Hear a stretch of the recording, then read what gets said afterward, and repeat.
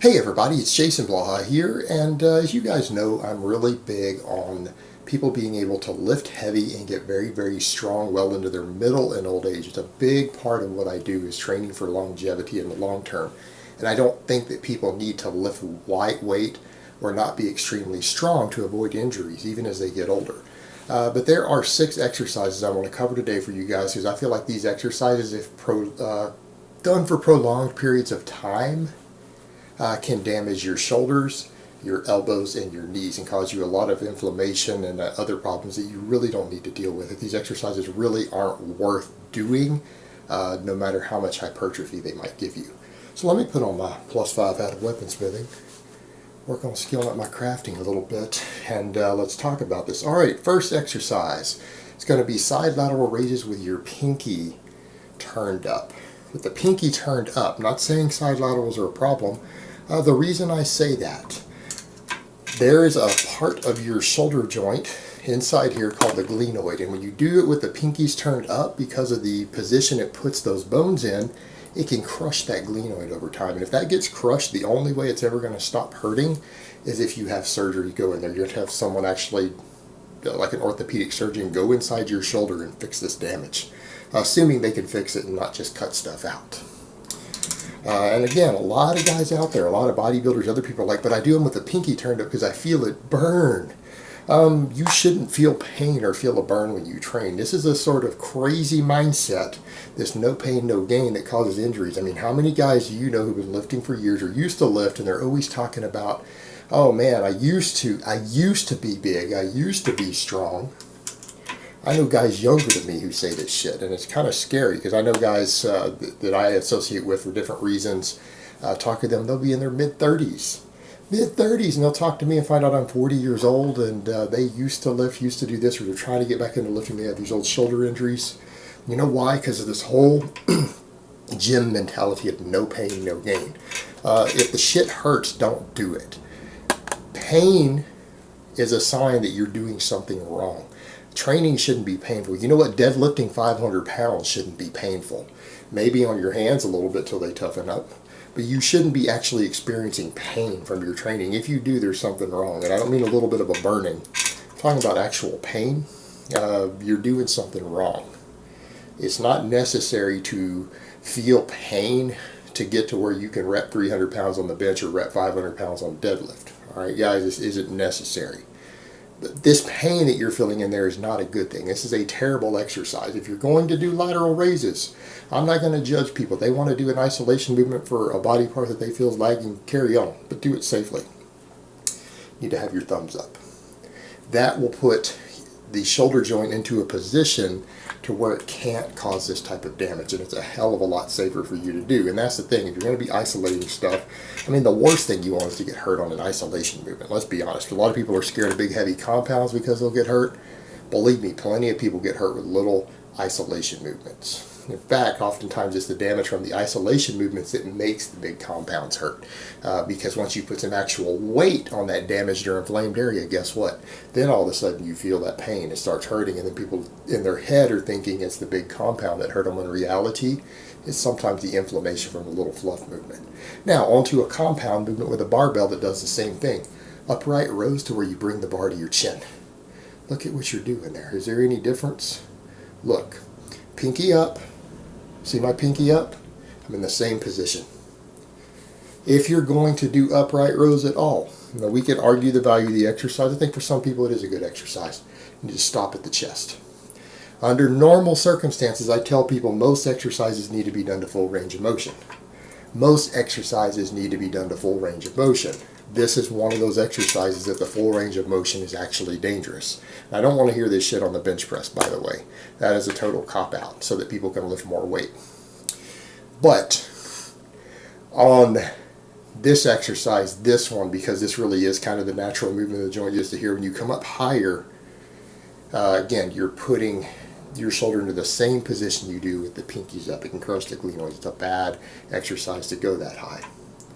And again, it's also one of those exercises that you might be able to replace with something else. You could also just do some power cleans or hang cleans to work a lot of the same muscles, but I digress.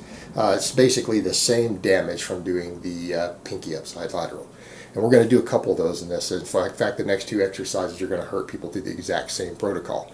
All right, up next, number 3, bench pressing high on your chest, to where the bar is up here. Also called a guillotine press. It was popularized, I think, back in the 60s or 70s by Vince Gironda. He really promoted the guillotine press because it put a real deep stretch on the chest. You know what? It shouldn't be necessary to do something like that to build your chest. Yes, there is some EMG data even suggesting you might get a little more pec activation up high, even with a slightly lighter weight, but at the expense of your shoulder joints. Because I always tell people, when you're at the bottom of a bench press, you need to be at 45 degrees or closer in on your tuck. That's here. What happens when you're up here? Look where you're at. You're 90 degrees out, sometimes higher. I mean, even to here is 90 degrees, right about here, but when you come up here, it's even worse. But if you're 90 degrees at the bottom, you are putting your shoulders into a potentially compromised situation. That isn't good. That can damage your shoulders. That is one of the biggest causes of people having shoulder injuries, is having their elbows out too far at the bottom of the bench press. All right, and that happens by pressing with the bar too far up on your chest. Because if you keep it below the nipple line, right? Look where you're at. You're automatically in a safe position without having to think about it, without having to look at it in the mirror. You know that if the bar is anywhere below the nipple or lower, you are 45 degrees at the bottom. You don't have to think about it. You just have to have the right bar path. Furthermore, there's no chance of dropping the thing on your neck because you're going to have to set up under the J-hooks close enough for you to unrack it and not have to move it really far. If you ever do lose the bar, at least it's never going to roll on your throat on top of that. So there's another added safety benefit. Because spotters suck. If you're relying on a spotter to save your life and you only have one with a heavy weight, that's not going to work. And I'm all about people doing the roll of shame. If you don't have a spotter, that's fine. Because if you're training correctly and using the right bar path for your shoulder safety, and you're underneath the J-hooks enough to where you don't have to move the bar far, there's no way the bar can get to your neck, even if you drop 300 pounds on your chest. Again, this can help you in other ways than just saving your shoulder joints. Up next, number 4, dumbbells that do the same thing. Anyone who has their hands supinated on a dumbbell press, because it's really hard to get down here and turn them out.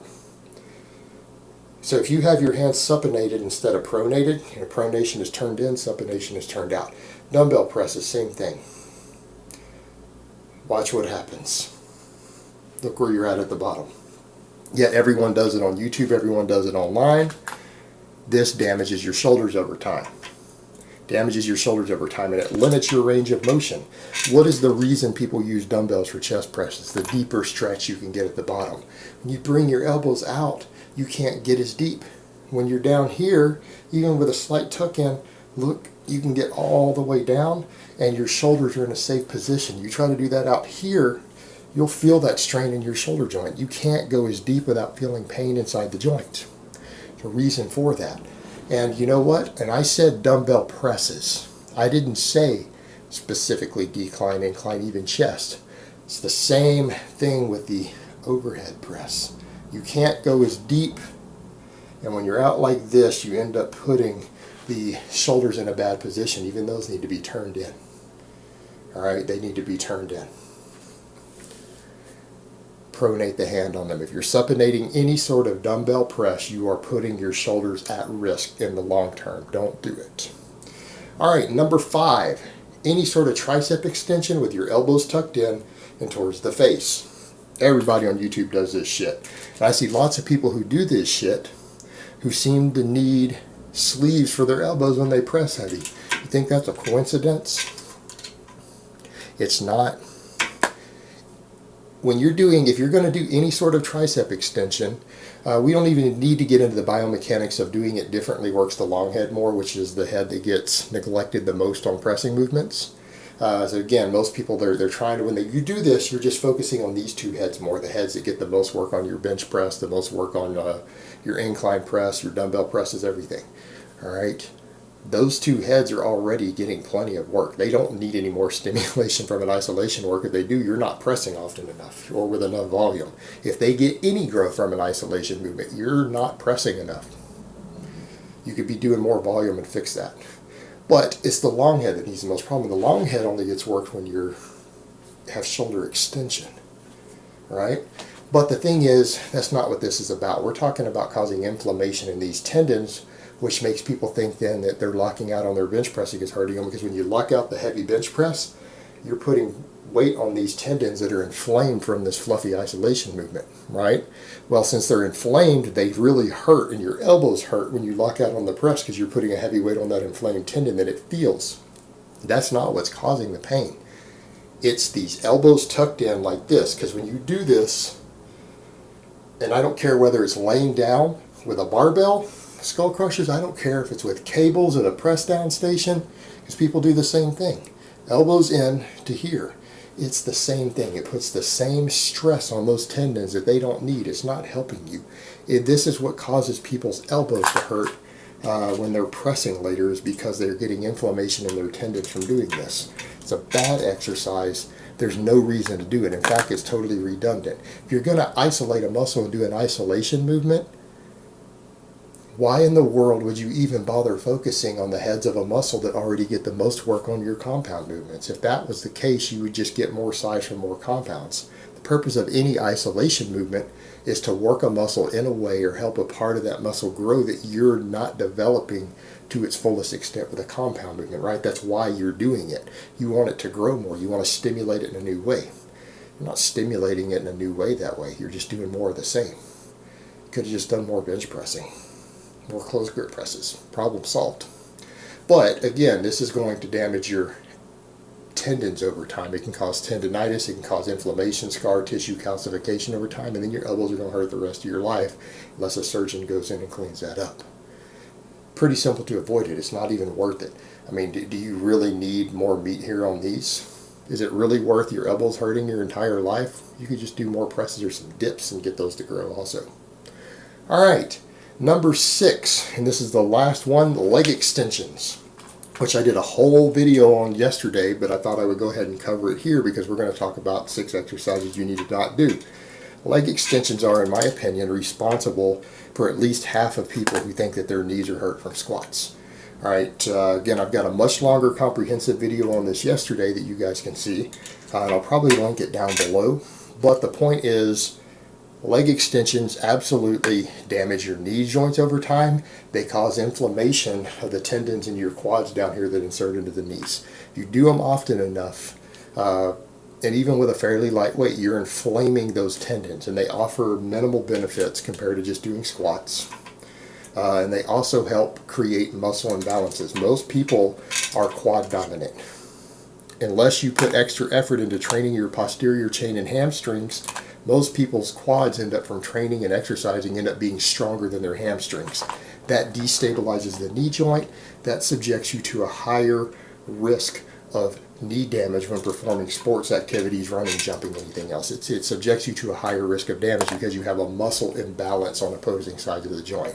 So again, not only does it damage the knees and the tendons in its own right, just performing it, you're also trying to overdevelop the stronger side of a joint anyways, rather than focusing on the side that's most likely to be weaker. And if you're doing that, you're going to predispose yourself to higher injury rates. Leg extensions are one of the most garbage trash exercises ever invented. Alright guys, but that's really all I have to say on that today. I hope it's been informative, and I will talk to you guys next time.